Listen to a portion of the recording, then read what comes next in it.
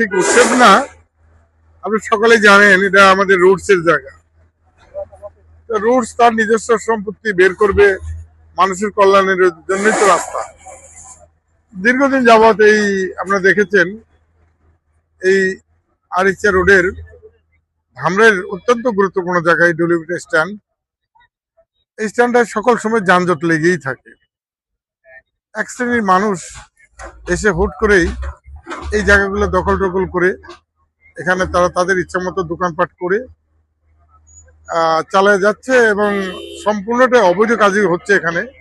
এমনকি আমাদের কাছে এমন তথ্যও যাচ্ছে, খবরও যাচ্ছে যে মাদক সহ এই ধরনের জিনিসপত্র এখানে প্রচুর বেচাকিনি হয়। আপনারা সাংবাদিক ভাইয়েরা আপনারা দেখেছেন অল্পদিন আগে একটি মেয়ের আহাজারি দেখেছেন, যে একটা মেয়ের কাছ থেকে নাকি 30,000 টাকা নেওয়া হয়েছে একটা ঘর দিবে বলে। শেষ পর্যন্ত সেই মেয়েটাকে র্যাপ করা হয়েছে তার অভিযোগ। তো এটা বোধহয় আপনারা দেখেছেন, নিঃসন্দেহে দেখেছেন।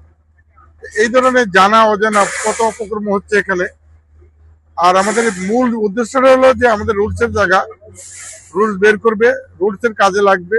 না লাগলে আমাদের যে এখানে গুরুত্বপূর্ণ বাস স্ট্যান্ড আছে, ডিলিংক আছে, অটো গাড়িগুলো আছে, এগুলোর জন্য সারাক্ষণ এখানে যানজট লেগে থাকে, আপনি কঠিন ভাবে লেগে থাকে। সকলেই দেখেন দিনের পর দিন, ঘন্টার পর ঘন্টা প্রচুর যানজট লেগে থাকে। আমরা সেই যানজটটাকে নিরসন করতে চাই, যে কারণে এই অবৈধ উচ্ছেদটা, অবৈধ যে দোকানপাট ছিল এখানে, এগুলা উচ্ছেদ করার জন্য রুটসকে আমি বলি, এটা আমি বলেছি রুটসকে, রুটস তাদের জায়গা ডিমার্কেশন করে আমার যে ইয়ানো মহোদয়, আমার এসিলেন্ট মহোদয়, আমার ওসি সাহেব তাদেরকে সহযোগিতা করতেছে। নিঃসন্দেহে আপনারা স্বীকার করবেন এই কাজটি একটি ভালো কাজ হচ্ছে ধামরাইয়ের জন্য। আপনারা হয়তো অবগত আছেন যে আমাদের ধামরাই উপজেলাধীন ঢুলিবিড়ে বাস স্ট্যান্ডে এখানে সহজের যে জায়গাটা, ঢুলিবিড়ে বাস স্ট্যান্ড অনেক গুরুত্বপূর্ণ এবং মানুষের চলাচল খুব বেশি। এখানে প্রায় যানজট হয় এবং কিছু অস্থায়ী স্থাপনা এরা দিন দিন বাড়তেছিল, করতেছে। আমরা তাদেরকে বারবার সতর্ক করেছি, মাইকিং করেছি, নোটিশ করেছি, তারপরেও তারা নিজেরা সরিয়ে নেয়নি। আমরা এই জন্য এই উচ্ছেদ অভিযান, গতকালকে আমরা উচ্ছেদ অভিযান পরিচালনা করেছিলাম। গতকাল একটা দুর্ঘটনা ঘটার পরে আমরা এটা সাময়িক সমাধান বন্ধ রেখে আজকে আবার শুরু করেছি। আমাদের যে অবৈধ স্থাপনা যাদের আছে, আমরা তাদেরকে বারবার সতর্ক করেছি, তাদের মালামাল নিয়ে যেতে বলেছি। কেউ কেউ মালামাল নিয়ে গেছেন।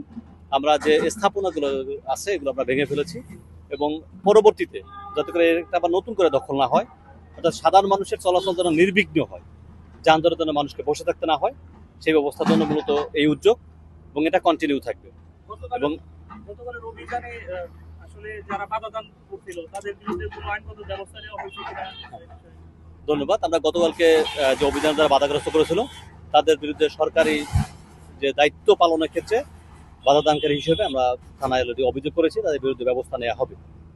আজকে আমরা এটার অভিযানটা ভালোভাবে শেষ করি, এরপরে পরবর্তী পদক্ষেপগুলো আপনাদের সময় সময় অবহিত করা হবে।